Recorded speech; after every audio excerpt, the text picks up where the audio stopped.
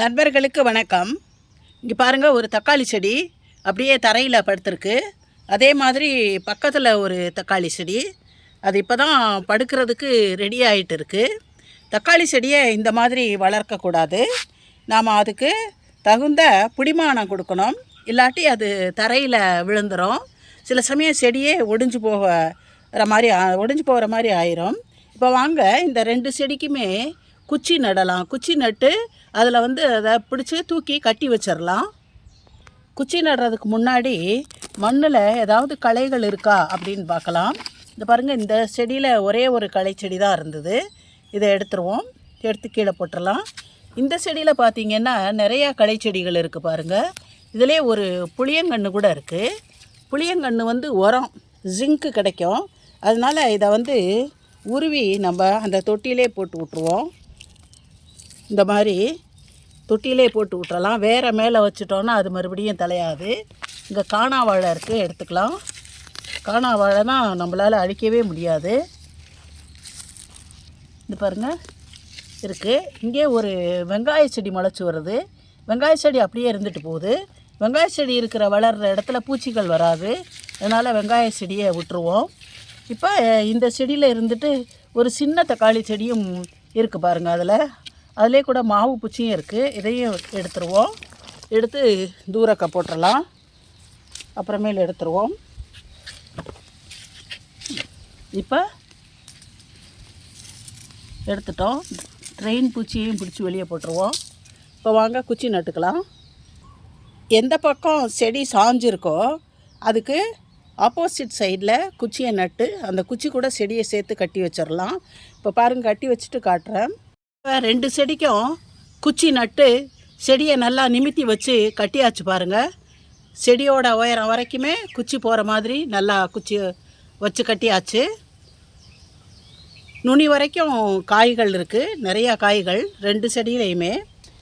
இந்த செடியும் பாருங்கள், இங்கே கீழே இருந்து நல்லா குச்சி வச்சு கட்டி காய் எவ்வளோ இருக்குது பாருங்கள். இங்கே இருக்குது, இங்கே இந்த ஸ்டேஜ்லேயும் இருக்குது, இங்கே நுனியிலையும் காய்கள் இருக்குது. இப்போ 2 செடியையும் இந்த மாதிரி குச்சி வச்சு கட்டி நிமித்தி வச்சிட்டோம். இப்போ அடுத்து என்ன பராமரிப்பு செய்யணும் அப்படின்னு சொன்னால், இங்கே பாருங்கள், செடியோட அடிபாகத்தில் காஞ்ச இலைகளும் நிறையா இருக்குது, இந்த காயாத இலைகளும் நிறையா இருக்குது. இந்த இலைகள் இருக்கிற இடத்துல இனிமேல் காய் வரப்போகிறதில்ல. இந்த லெவலுக்கு மேலே தான் காய்கள் வரும். அதனால் இந்த இலைகள் எல்லாமே நமக்கு செடிகள்கிட்ட இருந்து அனாவசியமாக சத்துக்களை உறிஞ்சிக்கிட்டு இருக்கோம். அதனால் இப்போ இந்த மாதிரி காஞ்ச இலைகள், அப்புறம் அடிபாகத்தில் இருக்கிற இந்த வேண்டாத இலைகள், இதையெல்லாம் நாம் இப்படி கட் பண்ணி நீக்கிடலாம்.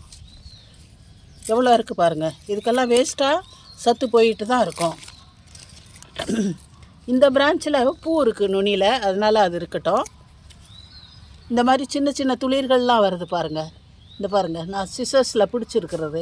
இந்த துளிர் இதெல்லாம் காய்க்க போகிறது கிடையாது. இது மாதிரி இருக்கிறதையெல்லாம் நாம் கட் பண்ணி எடுத்துடலாம்.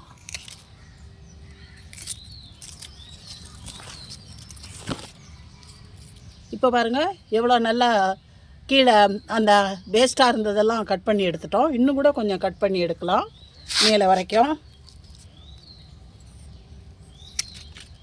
இந்த மாதிரி இந்த இலையும் பாருங்கள் காஞ்சிருக்கு, எடுத்துடலாம். அது மாதிரி இந்த செடியை இப்போ பாருங்கள், இந்த செடியையும் நீட்டாக இதெல்லாம் வேண்டாத இலையிலெல்லாம் கட் பண்ணிவிட்டு காட்டுறேன். இப்போ இங்கே பாருங்கள், 2 செடியும் நீட்டாக நிமித்தி வச்சு கட்டியாச்சு. செடி எப்போவுமே நேராக இருந்தால் தான் நல்லா வளர்ந்து மகசூல் தரும். இது வரைக்குமே தோட்டத்தில் இருக்கிற தக்காளி செடிகளுக்கெல்லாம் கொடுக்க வேண்டிய உரத்தை முறையாக கொடுத்துருக்கோம்.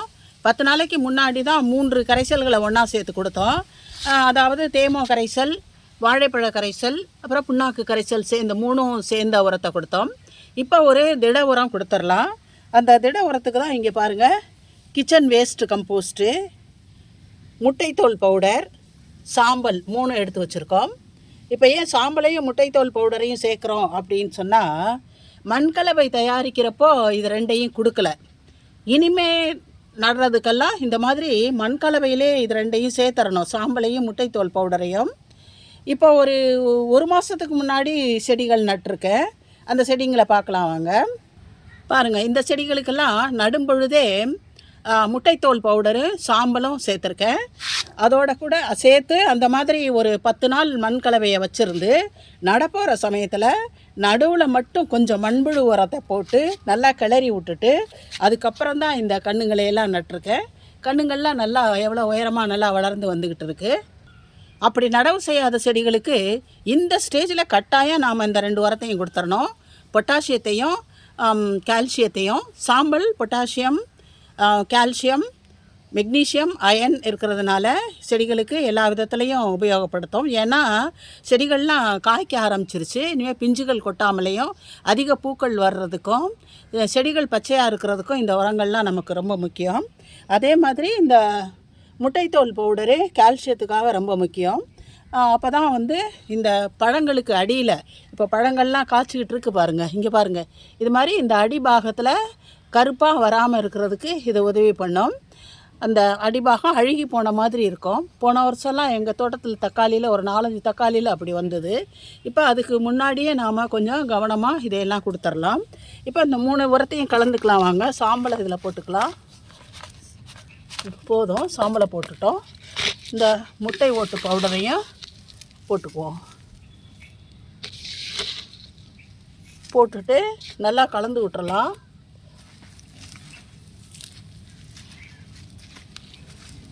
உரத்தை நல்லா கலந்துக்கணும். நல்லா கலந்தாச்சு. இதை 2 பாகமாக பிரித்து எடுத்துக்குவோம். 2 செடிக்குமே இவ்வளோலாம் போடணும். ஏன்னா வேர் மேலே தெரியுது. எடுத்துட்டு காட்டுறேன்.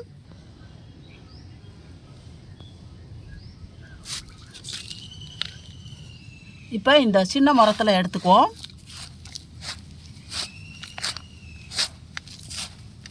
எடுத்தாச்சு. இப்போ மண்ணை நல்லா கிளறி விட்டுக்கலாம். பாருங்கள், வேரை ரொம்ப கிளற முடியாது. ஏன்னா ஆல்ரெடி வேர் எக்ஸ்போஸ்டு. கொஞ்சம் கவனமாக தான் செய்யணும். பாருங்கள், ஓரத்துல எல்லாம் மண் லூஸாக தான் இருக்குது. எடுத்தால் வேர் வெளியே வருது. இப்போ இந்த உரத்தை தூக்கி போட்டு விட்ருவோம். போட்டாச்சு பாருங்கள். போட்டுட்டு நல்லா வேரை சுற்றிலும் போட்டு விட்றலாம். கம்ப்ளீட்டாக போட்டாச்சு. அதே மாதிரி இந்த செடிக்கும் போட்டுட்டோம் பாருங்கள். இப்போ மீதி இருக்கிற உரத்தையும் நம்ம போட்டுக்கலாம். இப்போ பாருங்கள், செடி வேர் முழுசும் உள்ளே போயிடுச்சு, மண்ணுக்குள்ளே போயிடுச்சு. இந்த தக்காளி செடியே அப்படி தான். சில சமயம் தண்டில் கூட வேர் வரும். அப்போ வேர் வர வர அந்த நம்ம மண்ணை கொடுத்துக்கிட்டே இருக்கணும். நமக்கு நல்ல மகசூல் தரும். இங்கே இன்னொரு தக்காளி செடி நல்லா காய்ச்சிருக்கு பாருங்கள். ஒரே செடியில் எவ்வளோ காய்கள் இருக்குது. இந்த செடியிலையும் வேர் எக்ஸ்போஸ்டாக இருக்குது பாருங்கள். அடியில் பார்த்திங்கன்னா தெரியும். குச்சி வச்சு கட்டியிருக்கோம். இதுதான் குச்சி. அப்படி இருந்து மேலே முதல்ல ஒரு தடவை மண் போட்டிருக்கேன். மறுபடியும் வேர் வெளியே தெரியுது. இப்போ அதனால் இப்போ இதுக்கும் இந்த உரத்தை நாம் போட்டு விட்ருவோம். வேர் மூடுற அளவுக்கு பாருங்கள் எவ்வளோ ஹைட்டுக்கு இப்போ போட்டு விட்ருக்கோம். இப்போ உரம் போட்ட செடிகளுக்கெல்லாம் தண்ணி கொடுத்துர்லாம். தண்ணி கொடுக்குறோம்.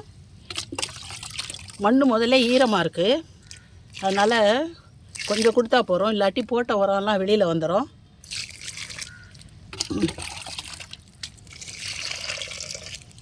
இதுக்கும் கொடுத்துட்டோம் பாருங்கள். இன்னொரு செடிக்கும் கொடுத்து விட்ருவோம்.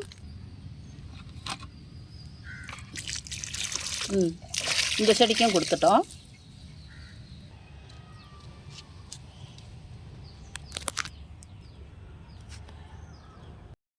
தக்காளியில் இந்த மாதிரி மண்ணுக்கு மேலே வேர் தெரிகிறது இயல்பு தான்.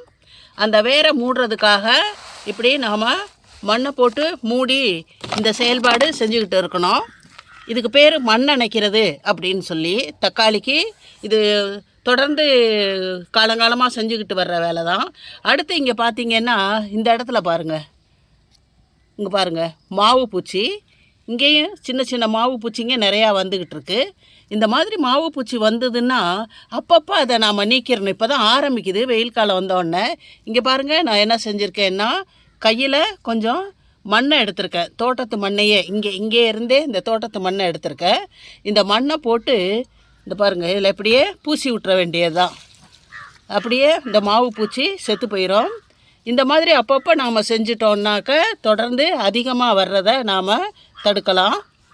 போயிடுச்சு பாருங்கள். மண்ணை போட்டு விட்டுட்டு அதுக்கு மேலே மூடாக்கு போட்டு விட்டுறலாம். மூடாக்கும் போட்டாச்சு. பராமரிப்பு செய்து இந்த உரம் கொடுத்த 10 நாட்களில் தக்காளி எவ்வளோ திரட்சியாக பழுக்க ஆரம்பிச்சிருச்சு பாருங்கள். நல்லா செழிப்பமாக இருக்குது செடியும். இந்த செடியிலையும் காய்கள் நல்லா திரட்சியாக வளர்ந்து வந்துக்கிட்டு இருக்குது. இதோட இந்த வீடியோவை முடிச்சுக்கலாம். இந்த வீடியோ பிடிச்சிருந்தா லைக் பண்ணுங்கள், ஷேர் பண்ணுங்கள், கமெண்ட் பண்ணுங்கள், சப்ஸ்கிரைப் பண்ணுங்கள். நன்றி, வணக்கம்.